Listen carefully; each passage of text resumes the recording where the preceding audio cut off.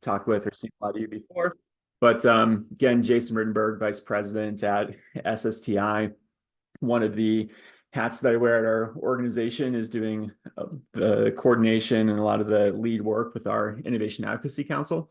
And so as I was thinking about it, getting ready for this talk between SSTI and previous organization where I had a similar role, I think I'm well over 100 meetings on the Hill at this point, and certainly put together a lot of fact sheets and done a lot of conversations with state legislatures and executives as well. And so, while I don't consider myself an expert by any means, communications is always something that can be evolving, and certainly something that I've dealt with a lot. So some of you might be thinking, especially if you're coming into DC in mid-March for the meeting that Pearl was describing, you might have an opportunity to do some additional meetings on the side. So wanted to talk a bit about crafting an effective message. This is kind of part one of a two-part series. Next time I'll be talking with you all, or we're talking at least with on this webinar next month is going to be focused a bit more on the tactics of putting together an effective meeting, but this one is more about the message development. And while, again, that's kind of the case example that we have in mind, a lot of this is going to be much more focused on kind of general effective message construction. If you're going to be dealing with stakeholders who are particularly outside of a kind of the day-to-day touch of the Build Back Better region. So how do you do this effectively? I've got some slides that I think hopefully at least are somewhat detailed and helpful. I won't be talking through today everything that's on the slides, and I do want to make this as effective and helpful for all of you as possible. So I'll start off first talking about the components of an effective message, and then talk about some important considerations as you kind of design the details of the message. One thing I think that can help you maybe make more out of this, if you are thinking about the context of an upcoming messaging need that your region has, that can help you kind of make this more concrete, of course, virtually, and just in a webinar format here. This isn't like a full, workshop where we're not going to be working through it together exactly, but again, it might help make it more concrete for you. The other thing is, as part of me wanting to make this as useful for people as possible, please jump in, comments, examples that you have. If you have questions, feel free to stop me at any points. I definitely won't be planning on talking the entire time, so we can have some open discussion at the end, but happy to also, again, just take a break at any point to talk through some more of this and make it as concrete as possible so we can help people out. All right, so we're talking about the core components of a message first. The one that I want to start with, even though most often this is going to come last, is the call to action. And the reason why I want to start here, even though, again, procedurally, it's probably the last thing you're going to get to, is that what your call to action is going to be might dictate a lot of the other pieces of information that you want to put into your actual message. For example, if you're thinking about a meeting that you're sitting in with some legislative staff, you definitely want to make sure you got a call to action, or sometimes it's called in legislative discussions the ask. You want to make sure you definitely have one. Try to think about all of your opportunities to message with your audience, of course, as part of a kind of longer term plan and relationship development. I will say most often when people think about what it is that you want from, I'll say state legislator, even though it could be federal as well, of course. When you think about what you want, a lot of times you're going to be thinking about legislation or regulatory change or actual funding, and those are great and really important asks to get to. But a lot of times you'll be more successful if you can build up to that and build a relationship first, right? And so this is just kind of communications 101, of course, but some other really good asks or calls to action to consider when you're talking with some legislative staff for the first time. It might be to have the member come and actually visit your facility so they can get to see, where you're doing prototyping, entrepreneurship, or workforce support. It might be to come speak at an event that you're doing. It could be something as simple or light as just scheduling a follow-up meeting, just a way to try to keep them engaged and keep that conversation going. Or maybe if you're looking for additional funding, you'd like them to sign on to a letter of support for that additional proposal. So those are all good asks that you can use to hopefully help expand the reach or expand the kind of audience and attention to the work that you're doing, but also build up to get greater support when you want to come back and actually try to get policy changed or to help actually get funding for an initiative that you have. So again, a lot of times the rest of your communication, the rest of your message is going to be building up to this point. But if you know what it is that you want to kind of get to at the end, then that can also help you kind of decide how to structure the rest of the message. A big piece of a message is, although you want to try to do it as concisely and effectively as possible, but a really important piece is to establish the importance of the issue.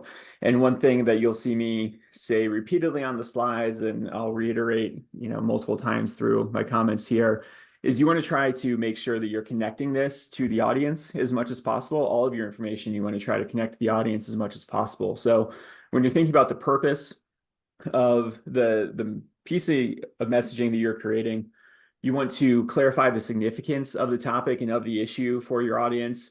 And a really effective way to do this in many cases is going to be to define a problem that will be of interest to the audience and make sure that it's clear why that problem is significant, and then also explain your proposed solution. And then again, the reason why I touched on call to action first is you want hopefully your call to action to relate to helping that person be part of that solution with you. So again, that problem solution approach can be effective in a lot of cases. SSTI has done some actual poll-based and focus group-based message testing for tech-based economic development challenges. And we found that the audience responds really, really favorably and exactly how you expect. We've even done dial testing with some of the groups, and you can see that as we're laying out a problem, for example, of America losing some of its leadership in research and science and innovation, people are feeling really bad about that. And then as you tell them that further investments in science and tech can be part of the solution there, and they see that you've got a good idea to deal with this, people get really positive again. And then you get into more specific things that you want them to support. And, a lot of times that can carry through. So again, defining that purpose really effectively is an important part of what you want to get across. And I just realized that I have an erroneous slide in there, so we'll slide right over that one, and I'll send RTI an updated deck so that you guys can get that. Another piece that's really important to have in an effective message is data, and you should certainly have at least some data present in a message that you're communicating, again, especially with officials or their staff. However, I think that it's much more effective if you think about the data that you have to share with people as being a hook to generate interest or attention, or just a supporting tool that might be even present on the side, sometimes literally, of what it is that you're presenting, rather than the focus. In my experience, a lot of times people are going to want to know that you have data because it's, speaks to your credibility. It shows that you've really done the math, you've invested in the actual analysis to understand the problem and or the effectiveness of what your solution is. But a lot of times, very few people just are real data nerds. So they're not necessarily going to want to actually have a conversation about your data. It just, again, kind of speaks to your credibility as a speaker. One challenge that is very, very common, especially in an economic development context, is people want to present data that is either not very understandable, especially, again, remember that you're talking to a lay audience, and even an elected official or their staff, in most cases, is going to really be a lay audience when it comes to kind of economic development, science, or workforce tools. So make sure that it's understandable. A great example here is economic impact is a really common metric that you'll see in the economic development field. And I think most staff view that as relatively meaningless. I think people who have a kind of mid-level understanding of what economic impact is, they know you take some number that started as real, you multiply it by some number that they don't know if it's real or not, and then you get a really, really big number that they really don't trust. So I know that there are a lot of people in the field who would really dislike that explanation of what economic impact is, but I think that's how a lot of staff are going to interpret that. So as much as possible, if you can talk about things that are tangible, that's going to be more effective. So job creation, sales growth, companies that are being created, how long a company's been able to stay in business, or people trained, degrees received, maybe it's decrease in energy consumption, something, again, that people might have some more experience with in their day-to-day lives so that they know what you're talking about. Also, as much as possible, having your data be built around meaningful outcome measures is important too. As part of some of the testing that SSTI has done with, again, with focus groups and polls before, has shown that people don't really care very much about, how many hours of training you provided, or even about something like a patent or journal articles published. And so trying to keep your data in the realm of an actual outcome measure is helpful too. As much as possible, third-party approved data is useful, especially if you're at the point where you are coming to ask for actual funding. And particularly if that funding is for yourself. So if you're going to go to a legislative office and say, hey, our entrepreneurship training is helping entrepreneurs hire, 3 more employees on average, like that's a control group. That's a really great stat. But if you've done it yourself, people are going to view that more skeptically than if you've had someone else do the analysis for you. So if you've got the possibility, and sometimes federal budgets like EDA funding can be used to hire outside evaluations, that can be a great way, again, to improve your reliability. And then it's also good if you can make sure that you have more information available than what's there. Again, it can kind of speak to your credibility. So, if there's a hint that you got more data, but then someone asks a follow-up question, you're able to also answer that question, or you let people know, hey, these are the key points from our most recent annual report, but we actually have our full economic impact report. Be happy to share that with you. Again, not that many people are necessarily going to care to get more into the weeds of your data, but they're just going to like knowing that, again, you've done that additional research. You really are speaking to this from an area of knowledge and not just making stuff up to help your case sound better. But if staff or legislators don't want to talk to you about your data, what they do want to talk about oftentimes is a story. And so trying to be able to share at least one really relevant anecdote that captures the impact of your work is great. This is, again, a lot of times going to take you much further in a meeting than talking about your data is going to. As much as possible, trying to find a story that's relevant to the audience. So that might be a business that's in a legislator's district, or if there's some other past connection, like it's relating to a university that the member or the staff is an alum of, that might be something you could take a look at. It's great when you can tell a story in a way that demonstrates your value, if it has some connection to your ask. So if it's about the program that you're trying to reinforce, obviously more recent is better, of course. One big area of caution is check to make sure that it is still a valid success story. I will say several times I've had really great stories about a company that got assistance. They got a lot of sales growth. They hired more people. And then by the time I'm ready to share that story, it turns out the company's gone out of business. Obviously, that's a reality. And, it's still great that the program was able, or the organization was able to help them grow. And that's not completely useless, but you're going to have a lot less impact if the story that you're telling is about a company that no longer employs anybody in the district, than even if you can tell a story that was a little bit less successful, perhaps, but it's still valid. So unfortunately, that can require kind of regular going back and validating what's happening, but is going to be a lot more effective in a lot of cases if that story is still meaningful. And on the credibility piece, this is something, again, you want to try to reinforce in multiple ways. You don't necessarily need to have a section of your fact sheet or a whole section of your meeting where you're explicitly saying, this is the part where I'm talking about our credibility now. But the types of things you want to make sure that come across clear in your message are an explanation of why you are talking about this issue as opposed to somebody else, and how you know that your solution is the right solution. Ways that you can do that, in addition to just talking about your own experience, your organization's experience, can also be showing who supports you. So who are the partners that you work with, or who's on your board, or what types of people do you have testimony from? Obviously, again, it's great if those types of supporters can have real connections to your audience. How does your audience know that your information is accurate? Again, third-party data analysis can be helpful, or if you have some citations or things that are from other really credible groups, that can also help. If you're someone that doesn't have an existing relationship with your audience, that can be helpful.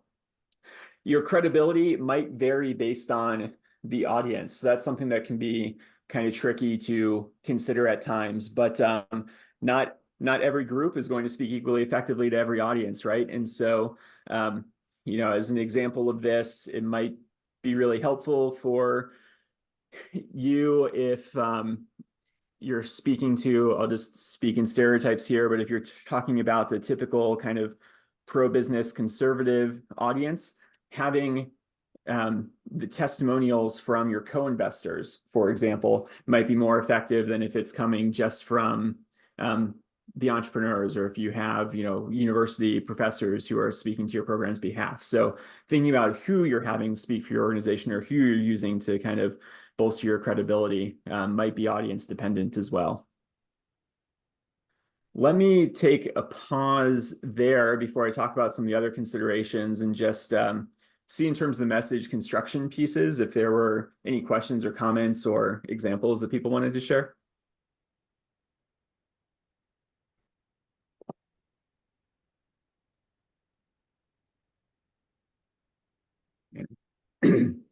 Not at this point, that's okay. I'll just go through and talk about some of these considerations, and we can talk more at the end.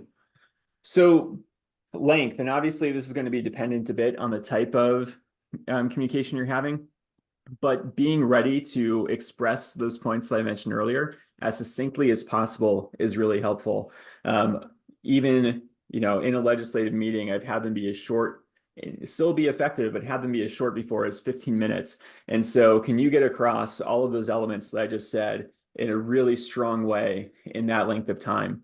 Or if you're going to create a leave behind piece, that might just be a 1-page fact sheet.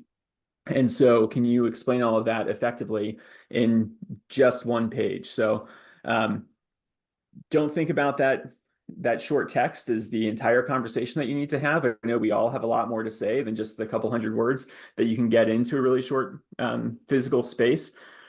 Try to design your messages in a way that's going to help you build deeper engagement. So again, if you have a meeting, do some follow-up by providing that entire economic report or economic impact report, or getting them to come to a 1-day conference where maybe they're getting to hear more people or have more mini conversations. So don't worry that you've got a lot more to say than you can fit into just 1 page, or you can fit into a 10-minute meeting, because you will hopefully be able to have a whole strategy around getting to have additional follow-up conversations where you can get into more of the weeds. Big flag with any message you're putting together, again, especially for people who are not doing this type of work on their day-to-day, is really try to make your language as clear as possible. So cutting out jargon, cutting out terms that might get used differently in different audiences. I've got to stop people all the time to clarify what type of equity they're talking about. When someone says equity to me, it's really unclear sometimes if they mean investing or if they mean diversity. And so trying to be, again, clear on your language. Acronyms certainly try to get rid of, even though that might make your message longer.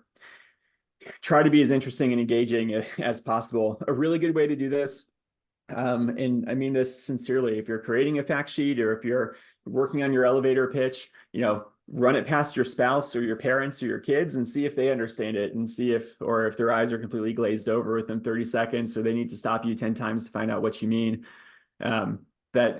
That's a really good test on the language piece. I've tested out several terms with both my wife and actually my parents, and I tried this with my kids too. And sometimes it's interesting to see how they'll interpret what it is that you think you're saying. So try to do that kind of test to make sure it's going to be clear to everyone. I mean, I've even run into staff who work on the committee that has jurisdiction over policies that we care about, and they won't even know the language that I'm talking about sometimes. Once I went in with the House Small Business Committee to talk about the Small Business Innovation Research Program, and the staffer who was responsible for the program turned out to be new, had no background in it whatsoever. And we had what turned into a 45-minute meeting where I explained what the program was to her. And we didn't even get to why it was important very much, because we ran out of time. So don't assume that just because the person technically has this work as part of their day job, that they'll still be entirely up to speed with the language you want to use. Style as much as possible. Try to make sure that the eye is attracted to important elements. Obviously, this is if you're talking about a physical message. I think when in doubt, a clean look is rarely bad. You'll see some fact sheets that different organizations put out that have really busy backgrounds or have important photos. It can be nice, but again, when in doubt, going with a cleaner look is probably better.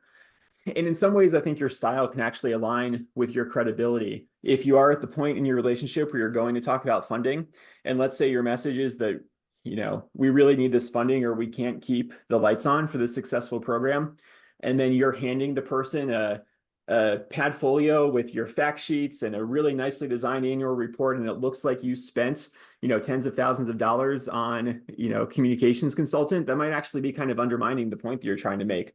So really think about how your style can maybe line up and be consistent with the message that you have.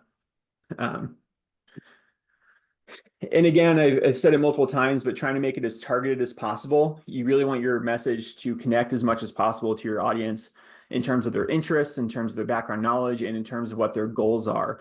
And so that might mean that you have to create a different message for every audience. If you're doing a series of meetings, you might need to have slightly different talking points for every one of those meetings, or you might want to have a different fact sheet, a different leave behind piece for every different legislative district, especially if you work regionally or statewide and you've got a different success story that you can share for every region. It's worth the extra effort to go ahead and create all the different versions of your fact sheet, because they're going to look at it. It's going to actually be personal to them. It's going to be more relevant to them. Save the more generic information for that longer follow-up piece, perhaps.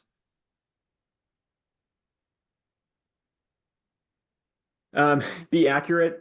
Don't give wrong information. Sometimes people get asked a question that you're not prepared for, and people, I think, sometimes feel a lot of pressure to just always seem like they know what they're talking about when they're in meetings with elected officials, their staff. But it is okay to acknowledge that you don't know and just make it a point to follow up. In some ways, it's great. If you get asked a question that you can't share the answer to, just tell the person you're not sure. You'll find out what you can and share it with them. That gives you a concise reason to follow up that they've asked for. So don't look at that as a bad thing at all. Just be honest. And then again, follow up. Certainly don't give people information that's outright wrong or a lie. Hopefully nobody on this call would think of doing that anyways, but also be cautious about your embellishments. Sometimes I see people wanting to say something is the best, or this is the first time this has happened. If you're not 100% positive that's true, there's no need to say it.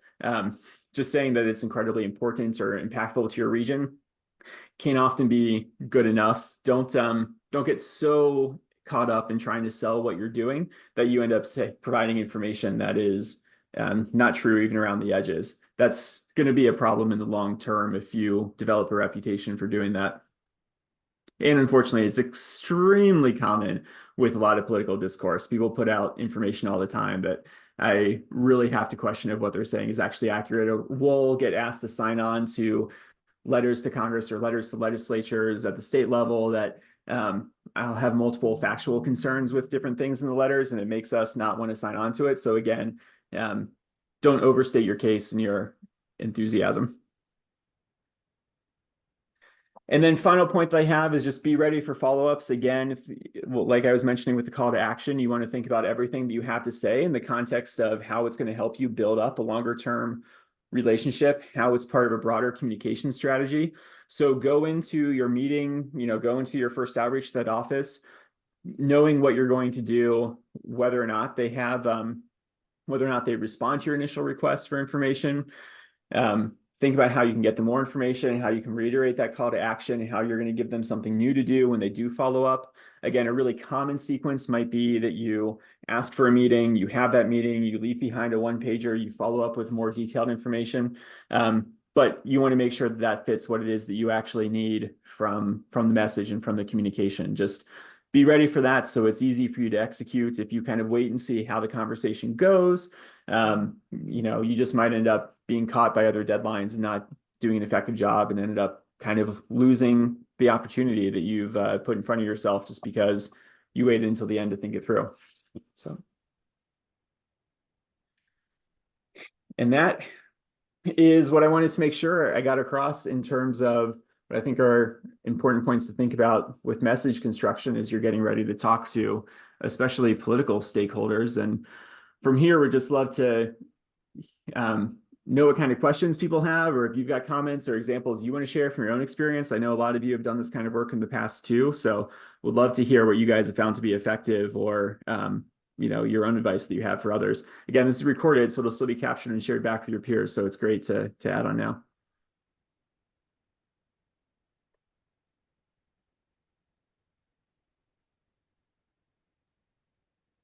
Jason, this is Cesar Lucio in California. I just want to say thank you. This is really great, very helpful.